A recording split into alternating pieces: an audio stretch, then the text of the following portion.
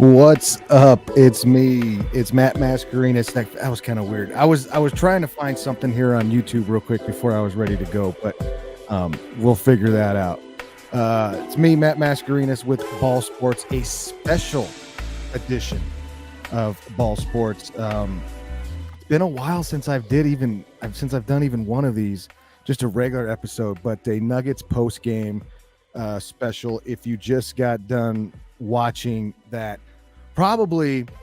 That's probably one of my favorite games of that I've seen in a while.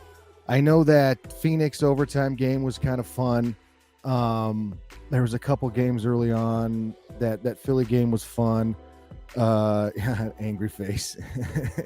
There was a couple other games that were, but this game was I didn't think they were going. I didn't know. I didn't really know. They the way everything shook out, and we'll get into that. If you want to participate in the show, just leave us a comment. I'll probably pull it up here and get the comments going. But if you want to follow along with the show on X at 5280 Sports Radio. You can follow me on X at Matt Mascarenas1, on IG at House Dad Matt. Facebook, I am currently out, so if any of you are watching this on Facebook and you're some of my Facebook friends and you're like, where the hell has this guy been? I'm like totally in jail. I don't even know how to say it. Mike's already popping in. Mike was fantastic on Twitter as usual today. He was going at what every Nuggets fan should do, and that's what we do as Nuggets fans. When there's ever a national broadcast, we just dump all over the broadcasters. Doesn't matter who they are. And we both did the same thing. He was all over it today. Mike was all over it. It was at the Dallas home broadcast. It was I don't know who that other guy was. He was kind of goofy looking too, wasn't he? Usually those guys, who was it? I know Richard Jefferson was the one, and I don't know who the other one was. I can't remember off the top of my head right now. But anyway, they lose 105-107, and coming down the stretch, like they were down 11 13 points. I want to say it was like 6 minutes, and they were even kind of predicting the future as far as the commentators go. They even said it as much as, it's going to come down to it. We're getting the Nuggets are the best clutch team when it gets into that 4 to 5 6 minute range, whatever you want to call it. This is what they do. That's how they do things. And sure enough, here come the Nuggets. They go on like, what was it, like a 13-2 run, something like that. They get up and they get within striking distance, and then Jamal Murray comes down, bangs that 3-pointer. And right then I started to yelp and go crazy. When I start yelping and going crazy, and it's a literal yelp, and I'm clapping and yelping, my wife will come downstairs and she'll come down, and I give her crap about this because she did it today. She comes down all excited, like she's ready to see what's going on, and all excited, like, oh, here's the game. The game's on, and we're watching it. And then I feel like she brings bad voodoo onto the game because she hears me yelping, and then right away, freaking, you got Luka. It was a terrible. I don't know if it was a switch or what it was, but Aaron Gordon couldn't even make it over to Luka, and it was just terrible, But Luka got it up, went in, tied the game, and I knew. My wife even said there was too much time, and I was like, well, it wasn't too much. But then I started to think about it. I'm like, there's Luka Doncic and Kyrie Irving over there on the other side.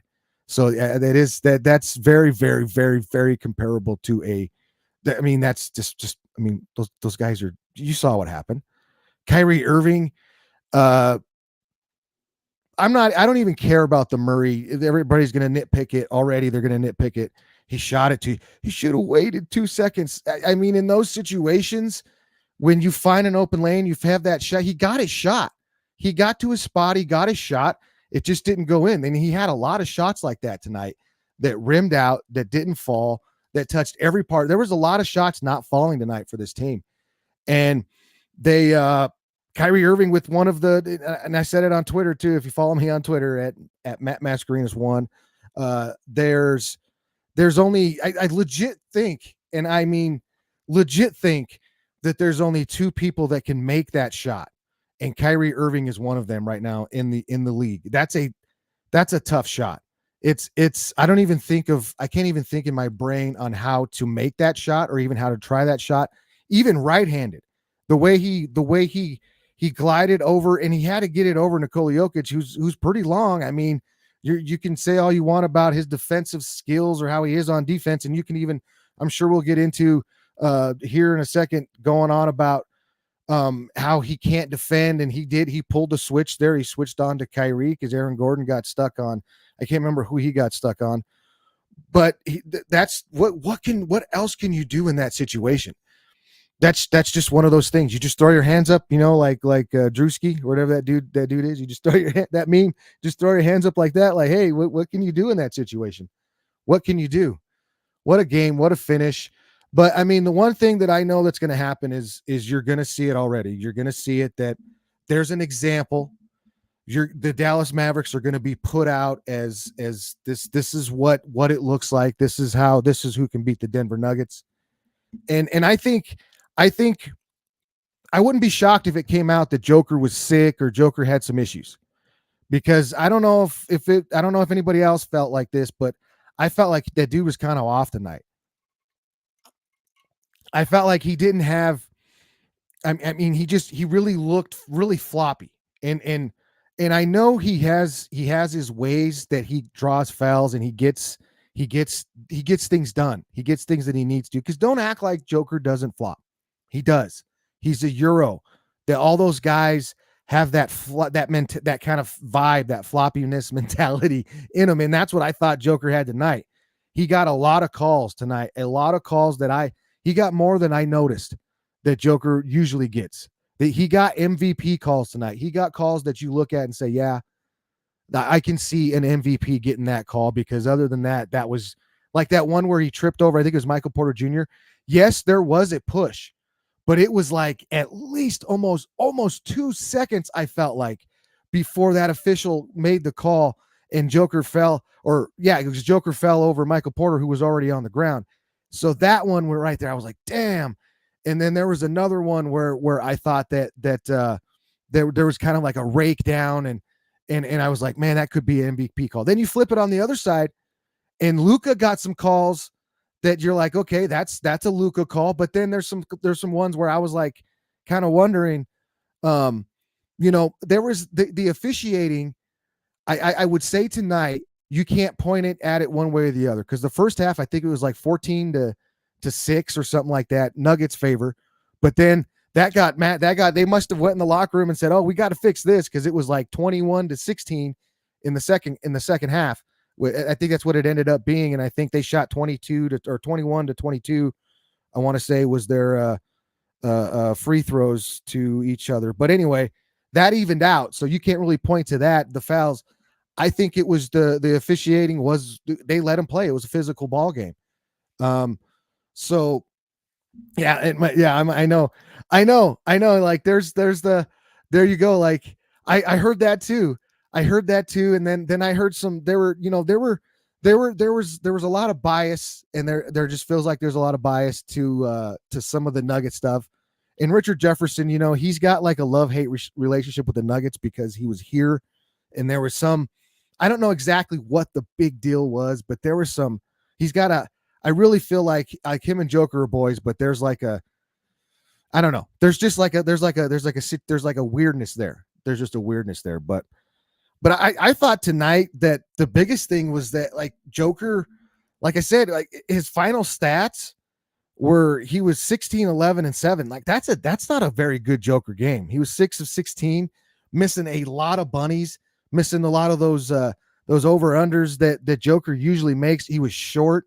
So like I said, I would not be shocked if it comes out that Joker was sick. He had some kind of ailment.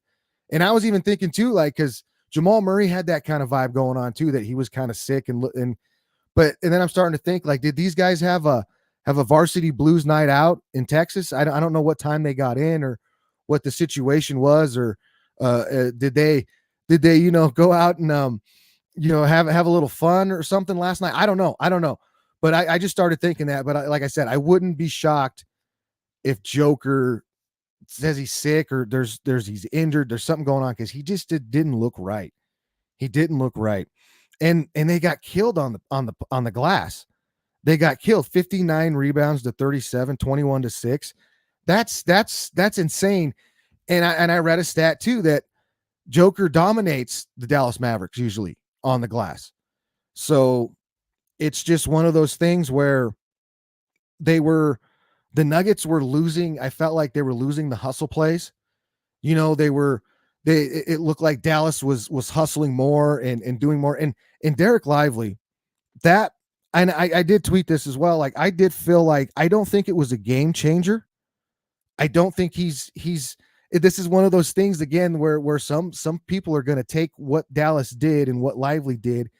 And because there was times where I feel like Joker was kind of like frustrated and irritated with him. There was a couple times in that first half where there was 2 fouls where Joker tried to sell a call and get a foul, and it was frustrating because Lively wasn't biting, Lively wasn't jumping on Joker, how he gets those young guys to get up on their feet and jump, and then he goes around and how Joker does his stuff.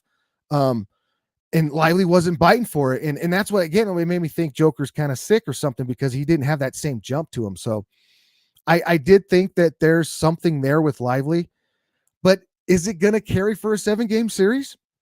Probably not. They're going to insert what happened. Joker's going to compute that. It's going to download, and then if they had a game on Tuesday, because if we were in a playoff situation, they get game 1. Let's just say if that's a playoff, they get game 1.